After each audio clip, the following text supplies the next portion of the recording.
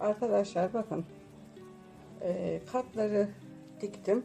O 9 tane kat diktim ve şu ağız kısımlarını şu şekilde kırdım. Şu şekilde kırdım arkadaşlar. Çünkü buraya fermuar koyacağım. Kırarken de şöyle hesapladım. Şu köşeden itibaren şöyle siyahı takip ederek geldim. Bakın şöyle siyahtan itibaren kırdım. Burada da aynı işlemi yapacağım arkadaşlar. Bakın. Burada da aynı işlemi yaptım. Şöyle köşeden itibaren şöyle siyahı işaretleyerek geldim. Ve şuradan itibaren kırdım. Şimdi bu sefer arkadaşlar bu tarafı kıracağım. Şöyle oluyor. İşaretliyorum. Bakın. Siyahtan itibaren şöyle geliyorum. Çünkü siyahlar bu şekilde. Ve şurayı kıracağım. Şu vaziyette kıracağım. Şurayı kırıyorum arkadaşlar. Yani şurada bir tane çıkıntımız olacak. Şöyle bu kısmı dikiyoruz şu şekilde. Şimdi bunun dengeli olup olmadığını anlamak istiyorsanız arkadaşlar, bu köşeleri diktikten sonra şu tepeleri sayın.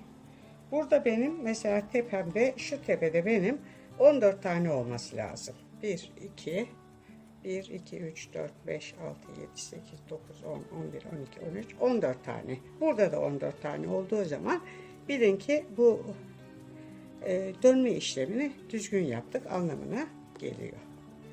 Bu şekilde arkadaşlar. Şimdi yani bu köşeyi, daha doğrusu ağız kısmındaki köşeyi yaparken arkadaşlar çantanın üstünde yapıyorum bunu. Evet. Şöyle buraya indim. Şimdi ne yapacağım? Şuraya kadar geleceğim. Şu deriler için arkadaşlar ayrı bir video yaptım. Onu da öğrenmek isterseniz o videomu da izlersiniz. Aynen köşeye geldim. Bakın şu köşe, şurası. Siyahtan itibaren şöyle geliyorum ve yakalayıp şu şekilde dikiyorum. Bakın şu böyle işaretlediğiniz zaman şurada bir tane tepe kalıyor. Görüyor musunuz?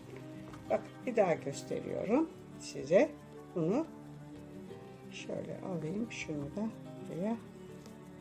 Bakın, şu köşeden itibaren şöyle bakıyorum. Siyahtan geliyorum. Bakın şöyle. Belli bir kareyi takip ederek gidin arkadaşlar yukarıya ve yakalayın. Bakın şu şekilde yakaladığımda şöyle görüyor musunuz?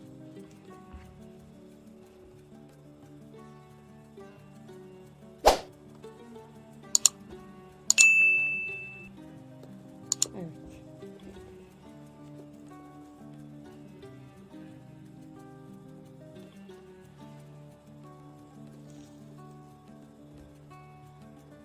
Çanta büyük olduğu için arkadaşlar kalemi görüntünün içine sokarken zorluk çekiyorum.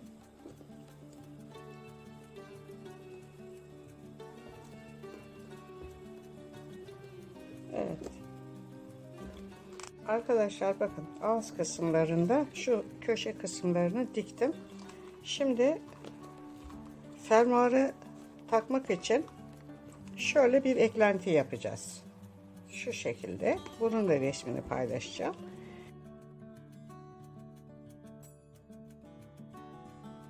Bunu şu şekilde dikeceğim. Ve fermuarı bunun üstüne dikeceğim arkadaşlar. Şöyle. Bakın. Şimdi bunu nasıl yaptığımızı da ben size göstereyim. Alıyorum beyazımı. Bir tane de siyah alıyorum ve birbirinin içinden geçiriyorum. Bunu bu şekilde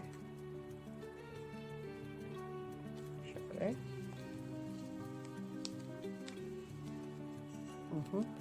şöyle yapıyorum. Bakın bir tane daha siyah çıkartıyorum şu şekilde.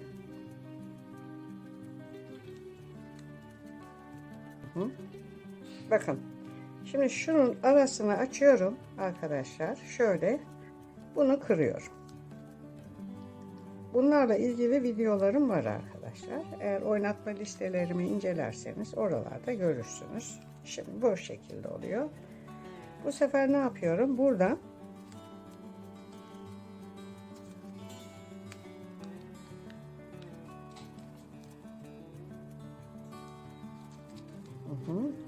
bakın şöyle çıktım. Şunu kıracağım ama onu kırmadan önce bir tane daha kağıt takıyorum. Şöyle. Ve bakın arkadaşlar. Arasını açıyorum. Kırıyorum. Bakın. Arayı açıyorum. Kırıyorum. Ve kapatıyorum. Gördünüz mü? Şimdi buradan tekrar şöyle çıkıyorum.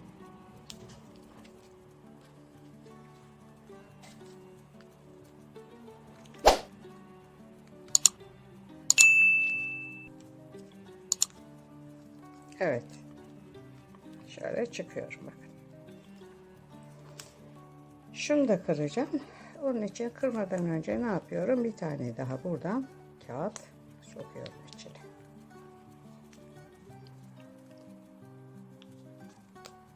Evet. Açıyorum.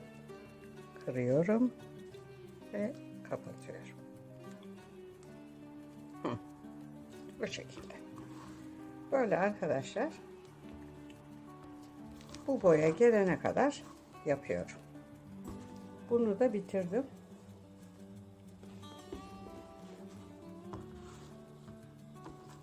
Şimdi bunun şu uç kısımlarını, bakın şuralarını kapatmam lazım. Burada kapatıldı. Bakın bunun ikisini de kapattım. Bunu kapatmak için ne yapıyorum? Şu kullandığım kağıdı bu şekilde ortadan ikiye bölüyorum arkadaşlar. Şöyle şuradan içeriye giriyorum. Şuradan çıkmasına izin vermiyoruz. Ve döndürüyorum. Bir döndüm. Bir daha döndüm. Şunun şu fazlalığını kesiyorum. Arkadaşlar. Şöyle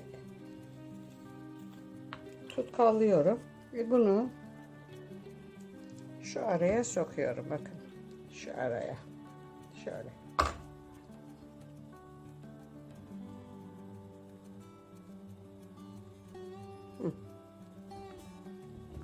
Şöyle bunu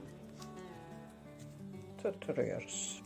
Şimdi bu tarafı da aynı şekilde kapatacağız. Kağıdımı alıyorum. Şöyle. Buradan içeriye sokuyorum. Ve döndürüyorum. Bakın. Bir döndüm. Bir daha döndüm. Şu fazlalığını kesiyorum. Tutkallıyorum. Ve bunu şu araya, aynı yere, deminki yere, şuraya yerleştiriyorum. Böyle yerleştiriyoruz.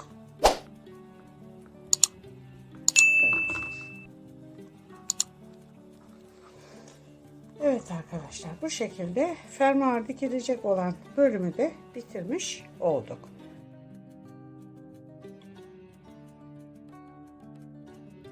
Çantanın şu ağız kısmını hazırladım. Zaten bunların resimlerini paylaşmıştım. Şimdi bunu şu şekilde dikiyoruz arkadaşlar. Bakın bu tarafını diktim. Gördünüz mü? Şöyle. Fermuarı daha dikilmedi. Şimdi şu tarafı da birlikte dikelim. Şu şekilde tutuyorum. İpimi buraya taktım. Bu şekilde tutuyorum. Ve arkadaşlar şuradan, bakın şuradan, şu köşeden tutturacağım. Şöyle. Zaten gidişat kendini gösterir. Bakın şuradan şöyle tutturuyorum. Şu şekilde birleştireceğim.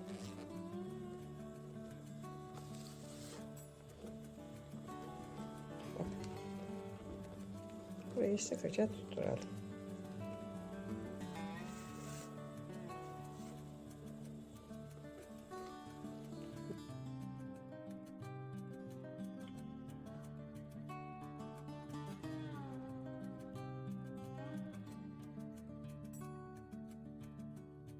Buraya tutturduk sıkıca.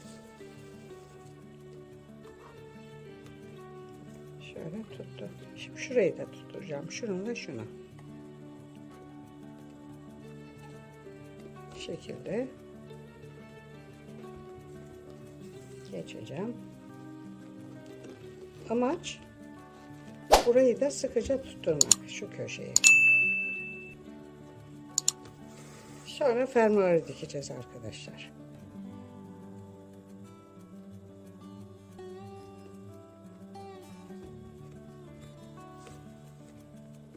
Bakın şöyle. Buraya geçtim. Şimdi buradan şöyle burayı dikeceğim. Şu kısmı. Şuradan giriyoruz. Şunun içinden şöyle çıkıyoruz.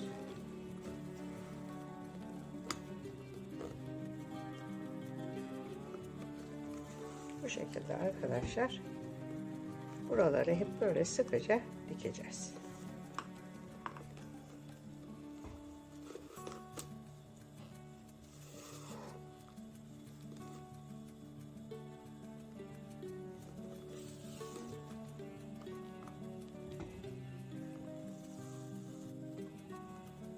Bakın.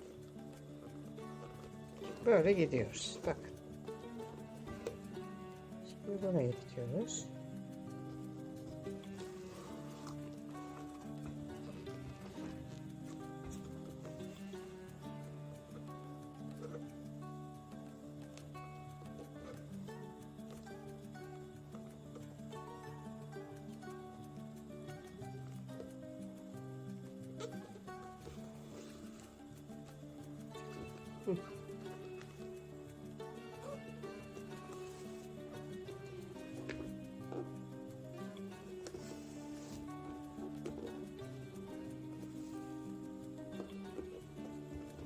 Bakın arkadaşlar bu şekilde böyle komple dikeceğiz. Ve şurayı da aynı şekilde burayı yaptığın gibi burayı da aynen böyle birleştireceğiz ve sadece fermuarı takmak kalacak.